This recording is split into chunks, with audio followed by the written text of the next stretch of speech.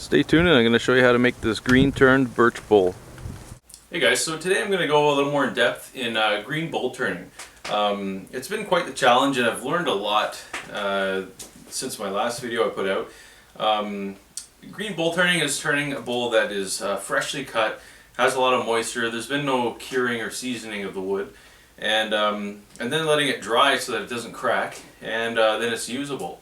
And also has a smooth finish. So that's the goal, and it's probably foreign to a lot of woodworkers because you guys, or many of you guys, will be leaving wood to dry for years or months or whatever, and maybe with green woodworking, maybe we just don't have patience. So anyways, I put out a video talking a little bit about green bowl turning and just kind of showing off some bowls and styles.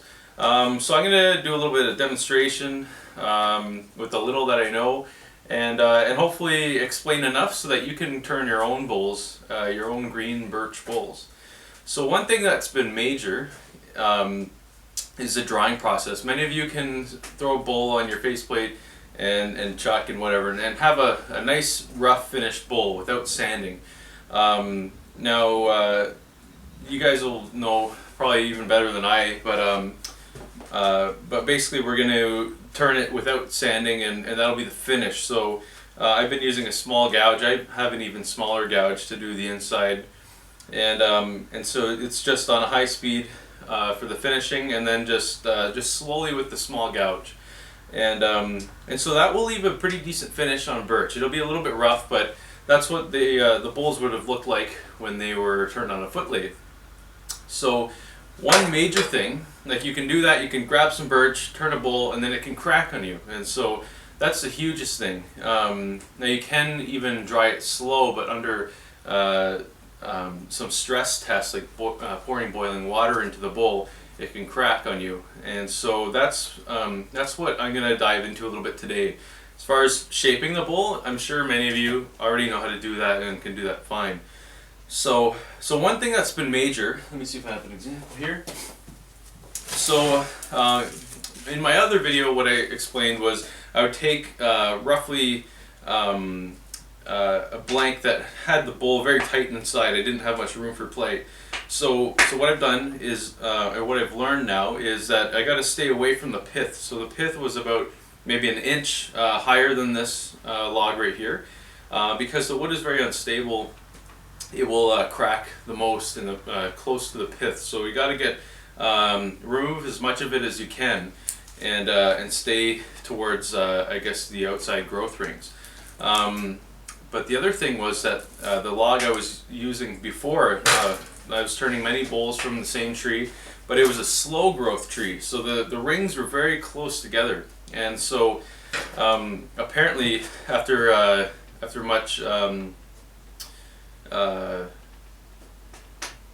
so after I got a lot of advice on what was going wrong, was guys were saying that their growth rings were about twice as far apart as mine were.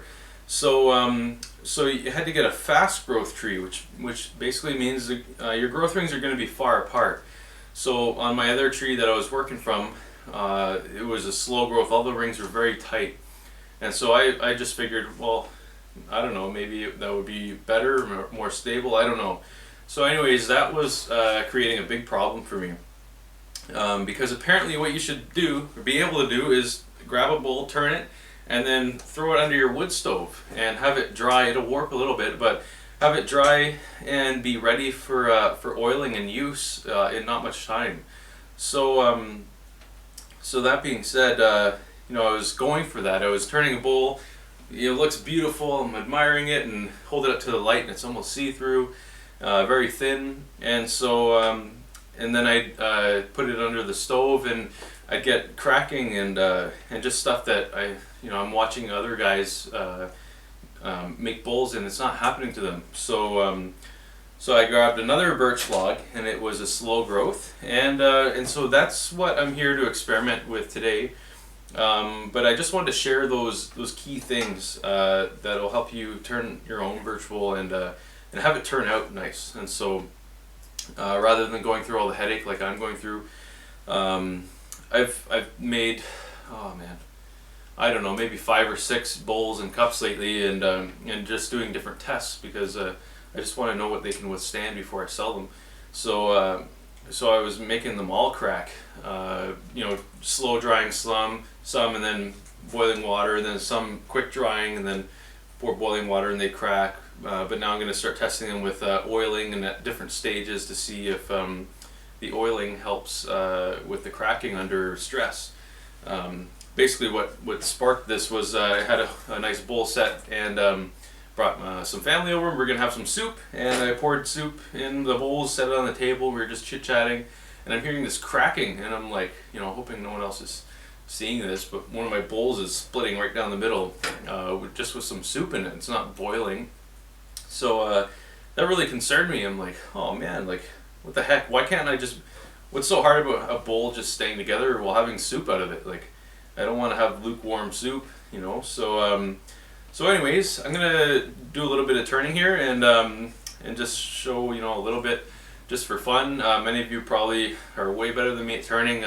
I just so you know, I don't claim to be any, I'm not good at turning. So anyways, stay tuned and watch a little bit. So what I'm doing is just using the tip of the gouge and just as finely as I can, just take off small shavings. And what you're looking for is little strings. You can see all these little strings here. And so that's basically how you know that you're getting the cut that is going to leave a nice finish.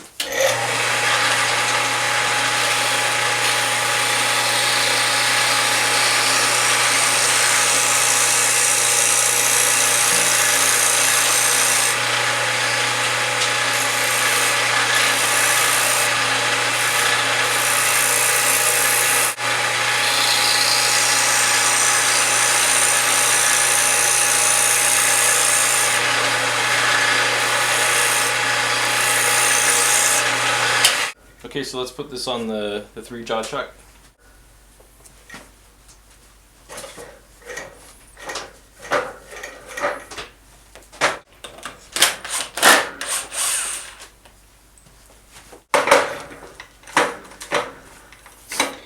I have duct tape here because when I would put a bowl on and open the jaws inside, carbon from the steel would leave a stain on the bowl, so that's why this duct tape's here.